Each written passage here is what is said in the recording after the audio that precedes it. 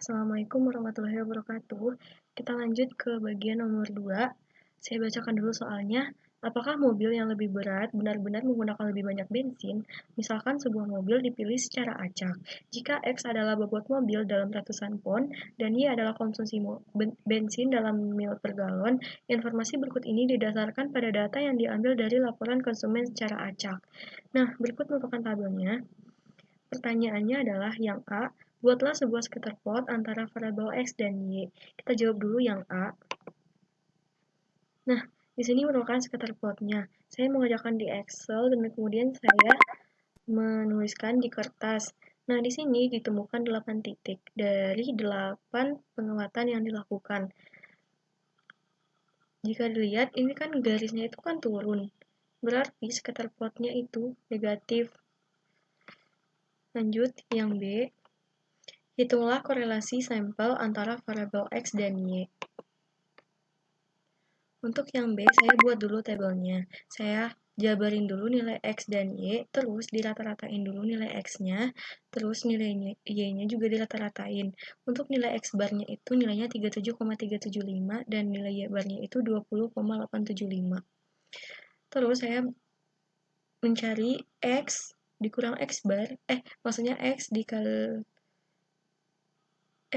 X bar dikali Y dikurang Y bar, itu hasilnya negatif min 94,67 untuk yang 1 sampai 8 dan ditotalin hasilnya itu negatif 427,625. Selanjutnya itu ada X dikurang X bar kuadrat. Untuk yang pertama, untuk X yang pertama itu hasilnya 107,64. Dan jika ditotalin itu hasilnya 711,875 dan Y dikurang Y bar kuadrat untuk Y1 hasilnya 83,27, begitu seterusnya, dan hasilnya itu kalau ditotalin 286,875. Ini yang buat tabel. Nah, kalau misalnya pertanyaannya korelasi, hitunglah korelasi sampel, itu lambangnya korelasi itu adalah R. Rumusnya sigma X dikurang X bar dikali Y dikurang Y bar per akar dari sigma X dikurang X bar kuadrat dikali sigma Y dikurang Y bar kuadrat. Nah, dimasukin angkanya. Nilai yang ini, nilai X dikurang X bar dikali Y dikurang Y bar itu negatif 427,625 yang ini. Per masukin X dikurang X bar kuadrat berarti yang ini 711,875 dikali 286,875 diakarin terus dapat R-nya itu negatif 0,946. Jadi terdapat hubungan antara X dan Y dengan korelasi negatif 0,946. Kita lanjut untuk soal yang C. Hitunglah estimasi untuk intercept A dan slope B menggunakan metode least square. Maka di sini dicari dulu B-nya. Kenapa dicari B dulu? Karena kalau misalnya cari yang A, itu rumusnya Y bar dikurang B dikali X. Sementara B-nya itu kita belum cari kan, jadi makanya yang B dulu. B itu yang slope rumusnya adalah sigma X dikurang X bar dikali Y dikurang Y bar dibagi sigma X dikurang X bar kuadrat.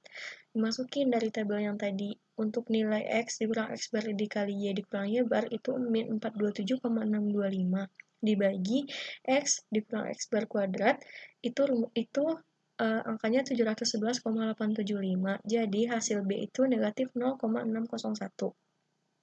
Selanjutnya kita cari untuk interceptnya, Y bar dikurang B X bar sama dengan Y barnya itu dari sini. Nih, Y bar dan X barnya itu dari sini. Maka dimasukin angkanya. Y bar sama dengan 20,875 dikurang B negatif 0,601 dikali X bar 37,375 itu hasilnya 43,326. Dan Y topi sama dengan A ditambah BX menjadi, masukin angkanya, A kan 43,326 dikurang 0,601 X. Kayak gitu. Terus yang D, apakah hipotesis 0 yang menyatakan tidak ada pengaruh X terhadap Y akan ditolak pada taraf nyata 5%? Nah, Untuk mencarinya, kita tentuin dulu hipotesisnya. Untuk hipotesis 0 itu rho sama dengan 0, artinya tidak ada pengaruh X terhadap Y. Dan hipotesis 1, rho tidak sama dengan 0, ada pengaruh X terhadap Y. Yang kedua itu kita tentukan dulu statistik uji dan daerah kritis.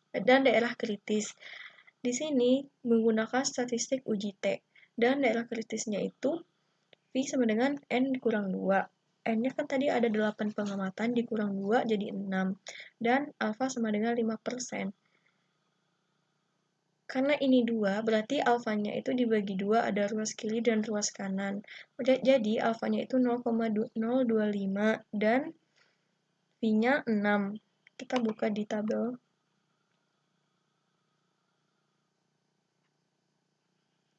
Untuk uji T. Untuk alfa 0,025 dan V sama dengan 6, berarti nilainya 2,447 yang ini. Nah, jadi T alfa per 2, ini T table untuk alfa per 2, 2,447 untuk ruas kanan, dan untuk ruas kirinya negatif T alfa per 2.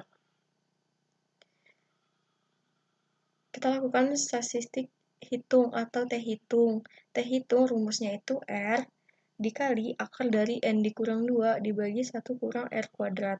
Sama dengan, tadi nilai R-nya kan ini.